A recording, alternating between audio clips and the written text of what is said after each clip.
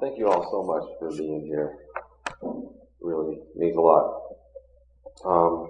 We're here to celebrate the life of Kenneth Edward Ainge Sr., my father, my friend, and my hero. And I don't use the word hero lightly. To me, a hero is a person who sacrifices their life for others. And my dad was all about sacrificing for others, especially for his children. And many of you have gotten to know my dad, and so you know what an incredible man he was. And I'd just like to share some memories that I have of him from my childhood so you'll learn what an incredible father he was. Over these past couple months, as my dad's health was failing, I had the privilege to be there with him and help care for him on occasion, and that was one of the easiest things I've ever done after all the things that he's done for me throughout my life. And the memory that just kept coming to mind for me was when I was about 6 years old. We had moved to a new town in a new house, which is a big old house with a dumbwaiter and big long wooden staircase down to the basement was where my room was. And that was, kind of a spooky place for a little 6-year-old boy, so occasionally I'd have these nightmares. And I wouldn't walk, but I would run up that long staircase and find my dad, and he would come down to be with me in my room, lay down with me, and be there with me until I felt safe and fell asleep. And on more than one occasion, I'd wake up in the morning, and there was my dad hanging half off my little bed, probably pretty sore from a tough night's sleep, but he just wanted to be there for me and make sure I was okay. Some of my fondest memories of my dad involve sports. He was a big sports fan, and he instilled that love of sports in me. And he was a very busy man for a lot of my childhood. He was a single father and still took time out to coach my little league teams. And he just took that a whole step further. He wasn't just there to coach. He would keep these meticulous stat sheets of hits, runs, errors, strikeouts, and eventually put together a scrapbook for me with all my sporting.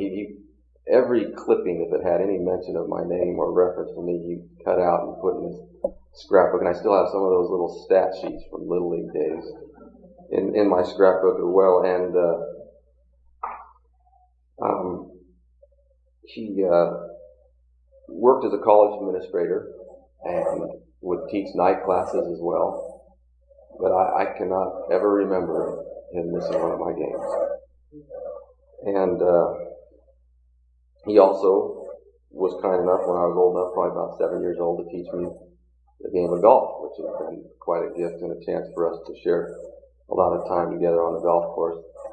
I mean, he taught me all wrong, but I've managed to fix a lot of those swing errors. But I really appreciate that.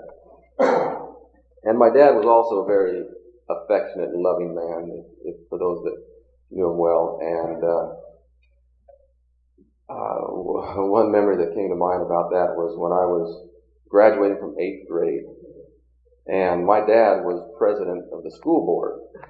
He loved to serve, and that was one way he wanted to serve. And he had arranged to hand out diplomas at my graduation.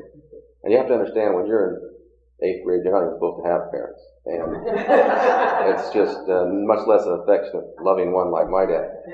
And so starting a whole week before graduation, I started in on him, Dad, now when it comes time to give me my diploma, hand me my diploma, shake my hand, just like all the other kids.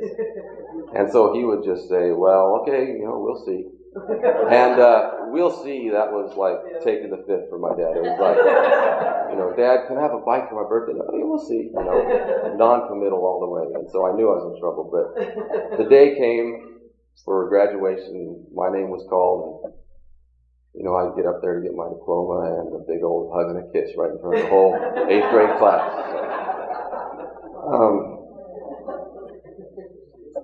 And my dad, because part of his affection was he would tell me that he loved me every night.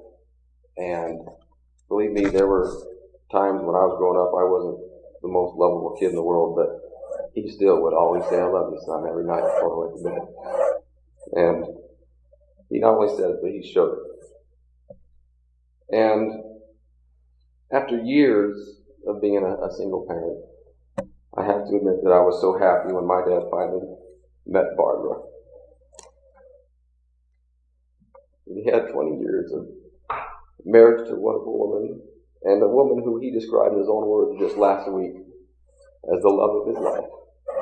And so thank you for that, Barbara.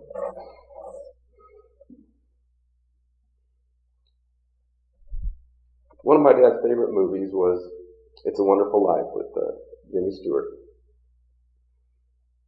He used to watch that every holiday season. And I think that was a fitting tribute for my dad because it has been a wonderful life for him. And I just feel so privileged to have been blessed with such an incredible father for so many years. And in closing, I just want to, this is not an advertisement for the greeting card business, that usually you don't find what you want, but this one Father's Day a couple of years ago, I found a card that said it better than I could ever say it. And so I'd like to just close by reading that. It's from your son. A lot of what I know and enjoyed, Dad, can be traced back to the times you and I did things together as father and son. Whether you're having me help with a certain chore or repair, or you are gently coaching me with schoolwork or sports, I learned so many valuable ways of thinking that have shaped my life. I will never forget how eagerly you shared the benefits of your experience with me, and how you allowed me to express my own ideas, and yes, even make my own mistakes. Dad, for the man that you are, and the man that you helped me to become, I will always be grateful and proud to be your son. Thank you.